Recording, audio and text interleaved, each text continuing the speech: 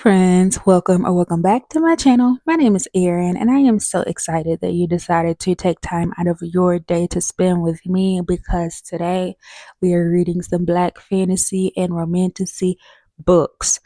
My favorite genre probably. I don't know, I go back and forth between fantasy slash romantasy and romance. But I'm excited. I have some books that I have been itching to read, and I'm not even gonna hold you. We're gonna go ahead and hop into these books.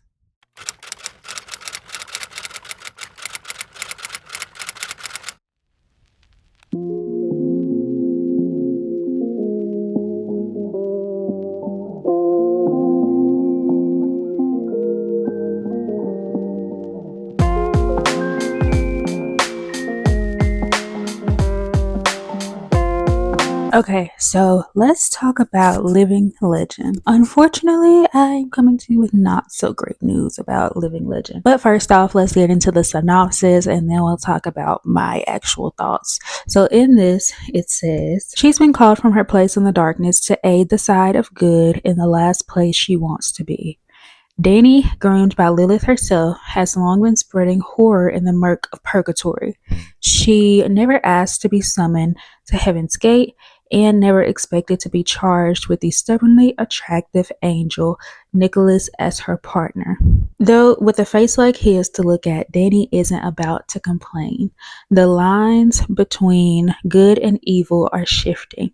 Dany discovers that lurking in her familiar darkness are secrets she would never have guessed at and doesn't understand. Now she must ask herself, who is a demon supposed to trust? He'll have to join forces with the last entity he expected, but sometimes true loyalty lies in the most unexpected places. Nicholas is a sentry angel yet to see actual combat, so it comes as a surprise when he's summoned by the highest angelic executive. The bigger shock is being forced to rally together with an alluring demon he can't get out of his head. But as allegiances are tested, Nicholas discovers a lot is hiding between the boundaries of good and evil. Side by side, Nicholas and Dany must fight the unknown. Okay, and so I was really excited to get into this. It had been a TBR vet. If you know, you know.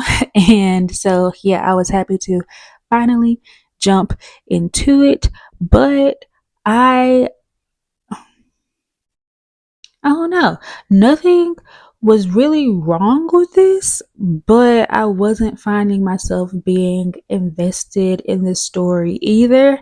And that led me to DNFing Living Legend at about 33% into this book. And nobody is more hurt by this than me, because like I was saying, I was expecting to really enjoy this. I was excited to read about angels, demons, purgatory, all the things, and it just, it wasn't doing it for me.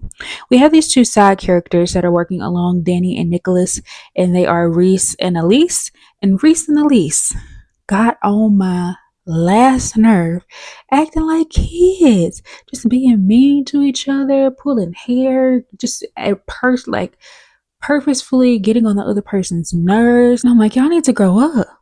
I'm sick of it. Every time y'all get in a room together, y'all are just bickering. We can't even do the mission that we need to do because y'all don't know how to act. And it just got annoying to me. It was way too much. And I could tell as I was reading this that we were building to some really big reveals and some situations, but I just genuinely felt like it was taking too long to get there. I do think that whatever those twists and reveals might be might have been pretty good, but it I don't know. I was like 100 pages into it and I felt like I knew nothing.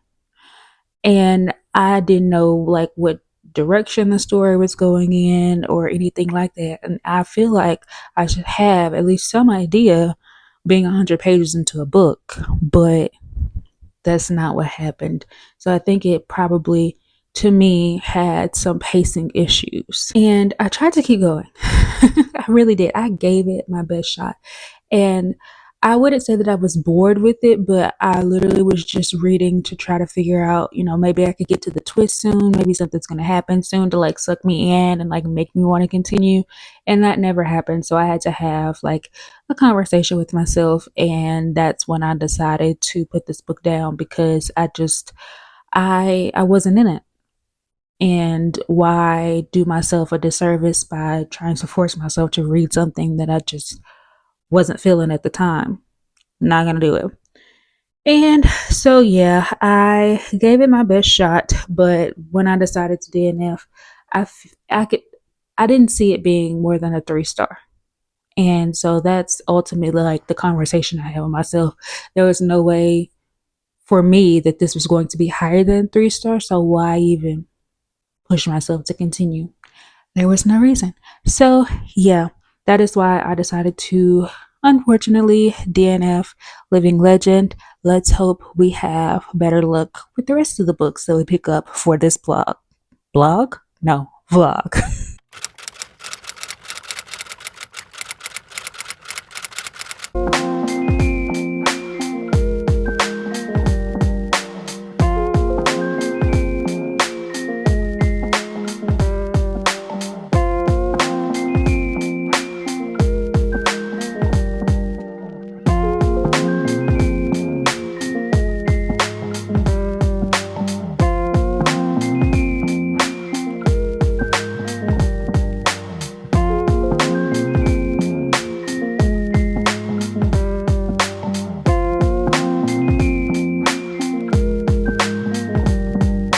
So, y'all, let's talk about House of Frank. In this book, we follow Saika, who is a powerless witch, and she is ready to enact her sister's final request to plant her remains at the famed Ash Gardens.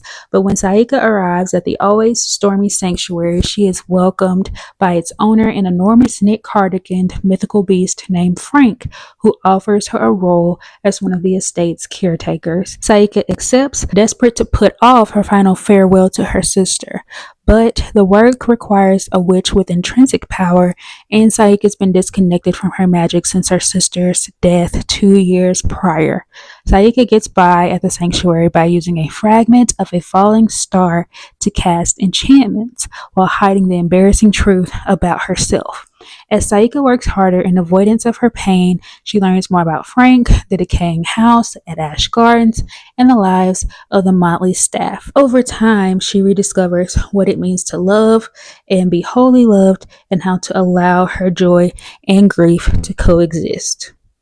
And this is supposedly a cozy-ish fantasy, even though the main topic of it is grief. So I hate to say this because I had so much hope for this book. Not only this book, but this is the second book of this video and the second book that I am going to DNF. And I tried.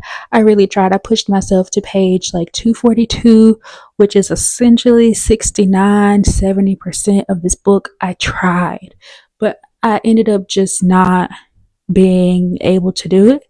And then I went to read some reviews and got spoiled for a plot twist. And I thought about it and I'm like, do I want to see how that actually plays out? Like, and I didn't even really care about the plot twist. So that just let me know that I needed to be done. And there were several reasons why I think that this did not work for me. And a lot of them start with Saika, who is our main character. Even though we know that she is going through so much grief and she is really missing her sister, she was kind of rude and also annoying. She was very quick to snap at people and just be annoying. And I'm like, girl, okay, yeah, you're going through grief, but your sister died 2 years ago. Like, mm, mm. And I also just don't feel like grief gives you the space to be rude to people who you know are only trying to help you and understand you and like help you through your situation, you know? I don't know. And it was just very interesting to me how information was revealed throughout this book, and not only about Saika, but also about everyone else as well, and everything else. We just kind of like either casually learned the information, or it I don't know. I don't know. It's hard to explain without like going into specific situations, which would then be spoilery. But I just didn't.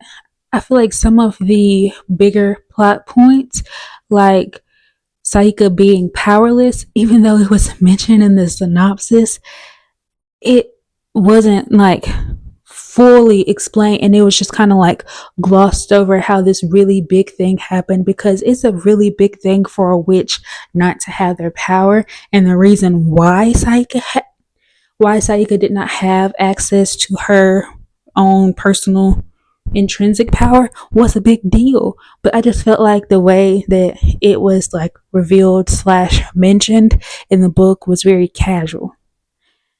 And yeah, I ain't like that. And then there is this storyline with Allie, who is another witch that lives at Ash Gardens.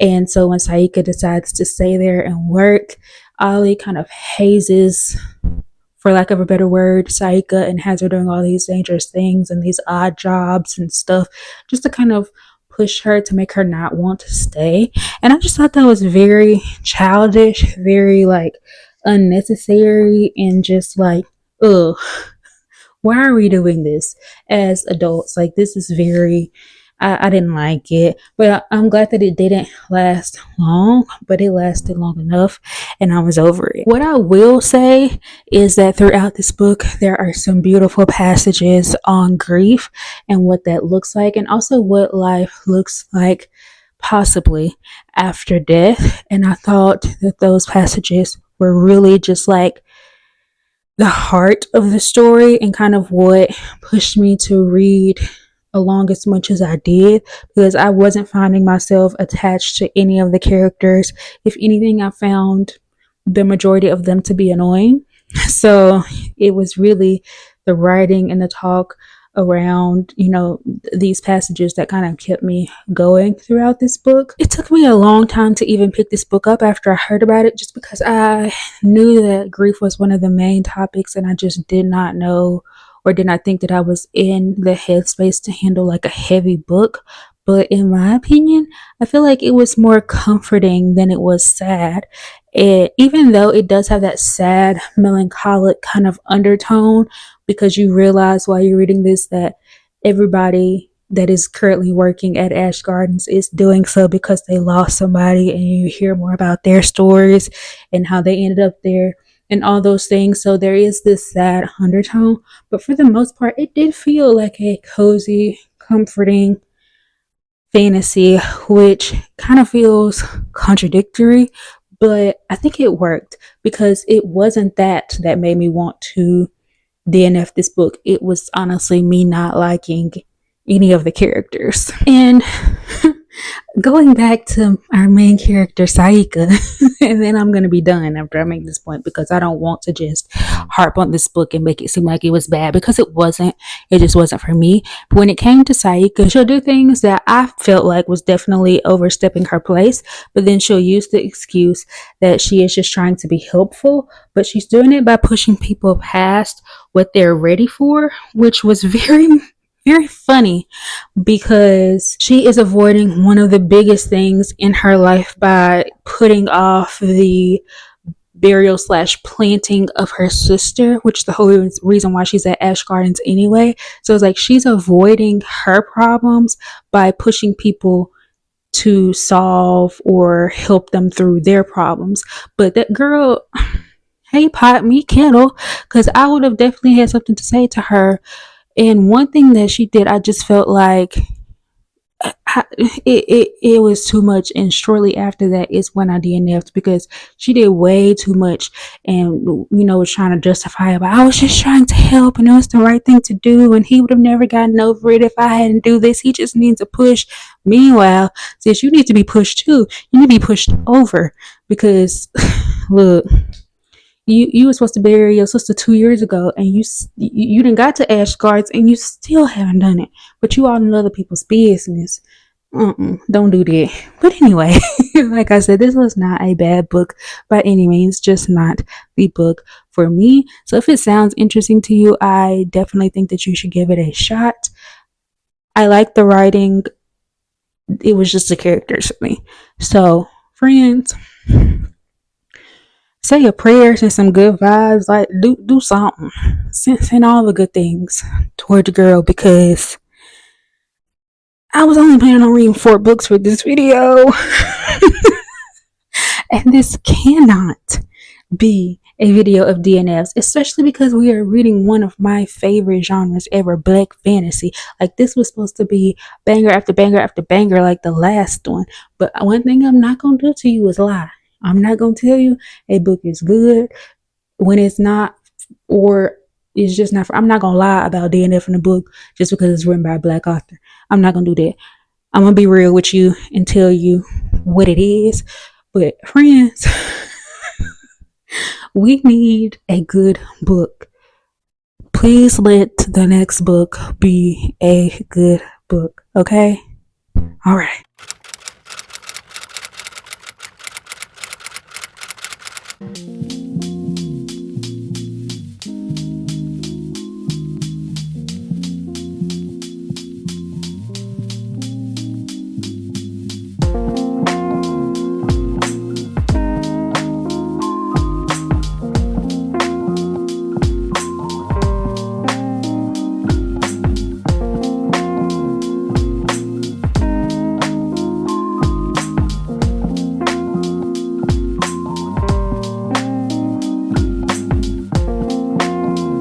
Alrighty, y'all. So it is time for us to talk about the fall that saved us.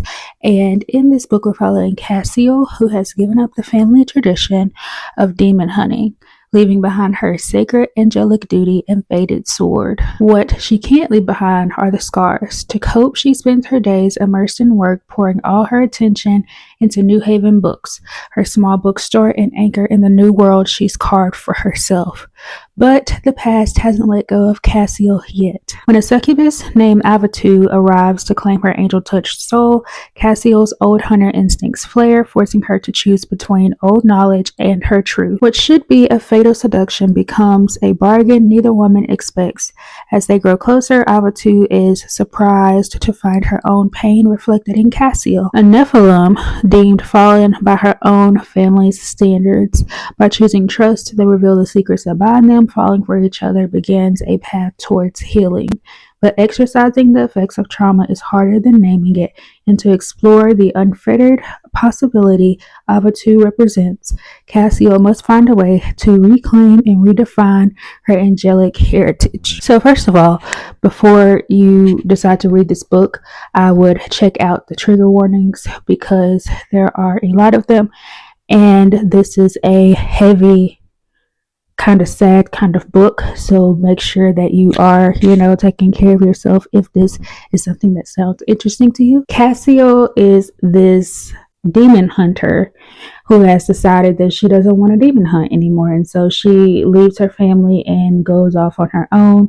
She ends up opening a bookstore, and she starts seeing this figure kind of, following her around. And then this figure breaks into her apartment and starts leaving her little treats and little teas and candies and things.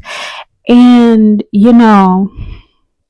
I was judging Cassio, because I'm like, girl, what are you doing? Why would you drink the drink that somebody left for you?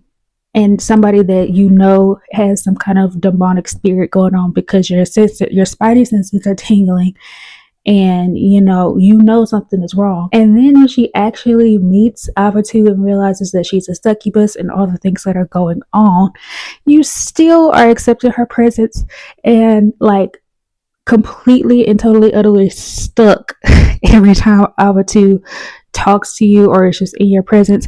And I was trying to judge Avatu I was trying to judge Cassio for this, like, girl, you're supposed to be better than this. But then I thought about it. Like, realistically, if it were me, I would be folding too, you know?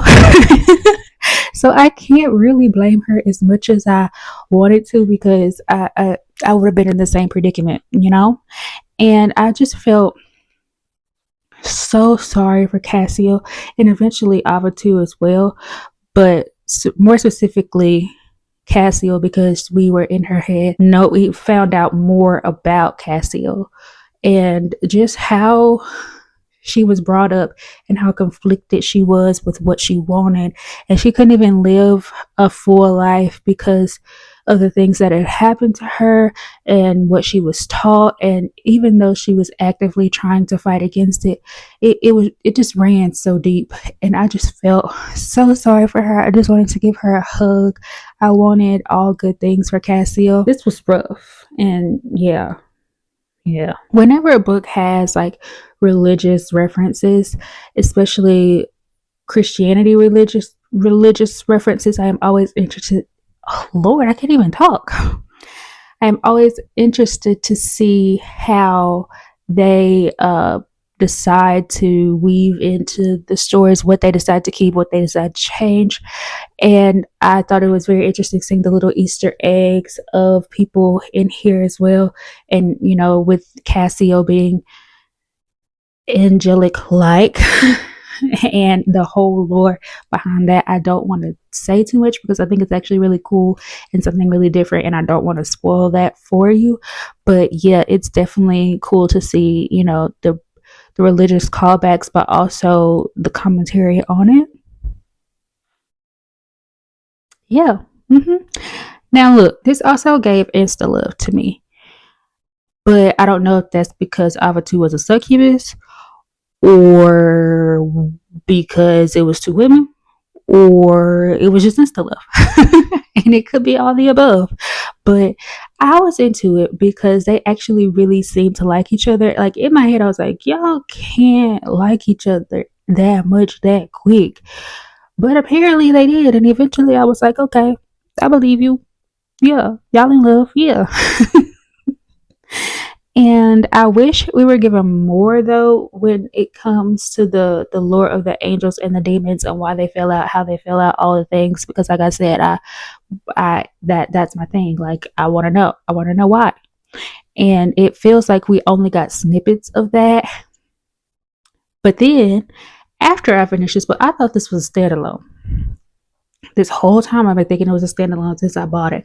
But then I get to the end and it says, let me find the page so I don't lie to you. It says, the blood that binds us, Cassio and Avatu's story will continue.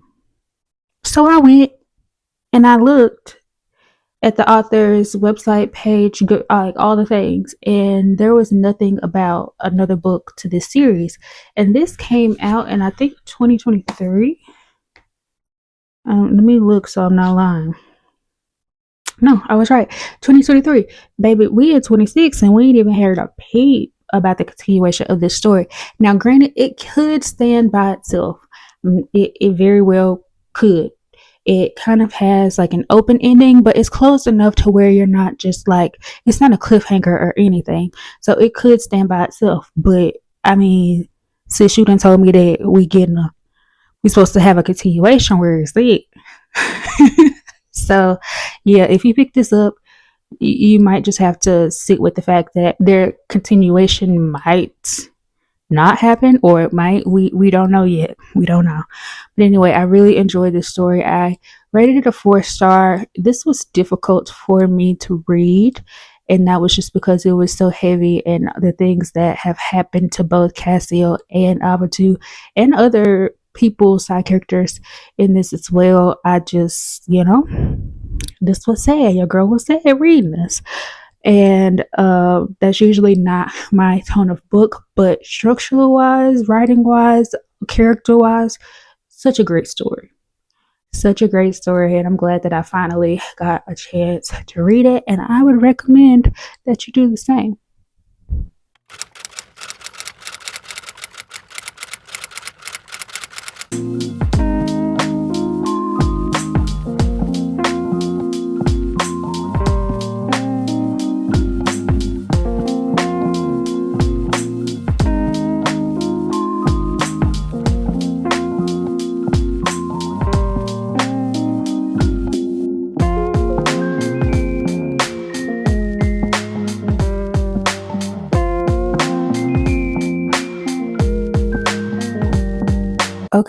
So I have finished our last book for this video, and it is An Arcane Inheritance.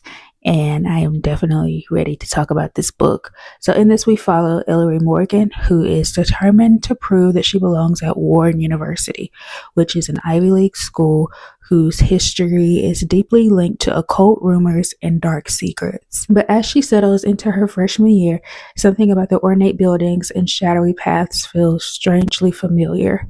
And with every passing day, that sense of deja vu grows increasingly sinister. Despite all logic, despite all reason, despite all the rules of reality, Ellery knows one thing to be true. She has been here before. And if she can't convince brooding legacy student Hudson Graves to help her remember a past that seems determined to slip through her fingers as if by some insidious magic, this time she may lose herself for good. Okay, let's talk about this book. First of all, this definitely delivers on all of the gothic dark academia vibes. Like, this is just the epitome of it for me, and I was eating it up. I loved that everybody was walking around in their sweaters and peacoats and cardigans, and like, yeah. It was just giving me everything that I needed as far as like aesthetic and vibe wise. Ellery is a main character who has my whole entire heart. I love Ellery so much. I just felt like, she is me, I am her. Like, we are the same person, and sometimes that's hard to read. But I think that it made me enjoy this book even more because, yeah, and the fact that she's also a journalism girly, and that's what I studied in college, and like, we were just here. Me and Ellery would be friends. Maybe she's a long lost sister. I don't know. But yeah, I definitely enjoyed Ellery. And this book has a lot of discussions on elitism within academia and just the struggles that a person could have, and more specifically the differences between someone like Ellery, who is poor and who is black and who is a woman, and how all of those create different struggles for her trying to move through the world of academia. And I just really liked the critiques on the elitism and on just academia in general. If you know, you know, and I know. So it was great to read that critique. I think that as someone who grew up frequently being the only black person in a lot of majority white spaces, this will hit home for you for sure. And, you'll feel seen and not, and it might hurt a little bit. It might hurt a little bit, but I think this book will make some people uncomfortable, and that might be the reason that they don't like this book. But you need to be made uncomfortable. Yeah. And I enjoy the conversations, and I'm happy that Kamilah Cole decided to not water it down, and like, yeah, if you feel uncomfortable, you were supposed to. And also, like, we feel uncomfortable moving through a lot of spaces in our life, so you can get that back. I was nervous about this because just from the synopsis, it felt like it might have been giving amnesia trope. And I don't think I'm going to need what? I don't think that I'm an amnesia trope fan. But to not spoil it, this worked for me. This really worked for me, and I like the way that everything was revealed. I rated this a 4.5 star. It's probably going to be in my best books of 2026. Like, I just absolutely love this book, and I wish that it was a series so we could continue on with these characters. But there wasn't really a reason to, because this ended in a good way. I think I just love them so much. There is, not to be spoilery, a kind of love triangle situation in this book. And I feel like this is not even really focused on the romantic situations of it all. Like, that's not the main focus of this book at all. But there is some stuff going on, okay? And so for this love triangle situation, I felt like for one of the triangle people, he was just kind of brought in to create scenes and to be a compare and contrast, and then he just kind of disappeared. And I don't really feel like he served a real purpose, in my opinion. And also, it was very obvious from the beginning who was going to be the winner of this love triangle. Like, was there really ever any competition? I don't think so. And so, the the guy that I am currently referring to just felt kind of like he was just there, and his purpose was for Ellery to see how much she actually liked someone else. And I'm like, mm, mm, yeah, don't really know how I feel about that. Sometimes I felt just a little disconnected, a little it felt a little long, a little too meandering, and that's when I kind of zoned out, and that's probably why I didn't give it a full 5 star. But even still, this is such an amazing book. I'm glad that this is the first one that I've read by Kamilah Cole. It just makes me really excited to read more from her. And I definitely think if you like dark academia, if you like the gothic vibes, then you should definitely pick this up, because it's a good one. It's a really, really, really, really good one. And with that being said, it is time for us to wrap up this video. And we had some hits and some misses, so we just gonna call it quits. We started off, unfortunately, DNFing 2 books, and that was Living Legend and House of Frank. And then we ran up on a 4 star with The Fall That Saved Us, and we got to end on the best note with an Arcane Inheritance being a 4.5 star. So yeah, we did something. I'm glad that it got better, because I was worried there for a second. But anyway, y'all, thank you so much for watching this video. Thank you for liking, commenting, sharing, subscribing. Anything that you do to support me and my channel, friend, I greatly appreciate it.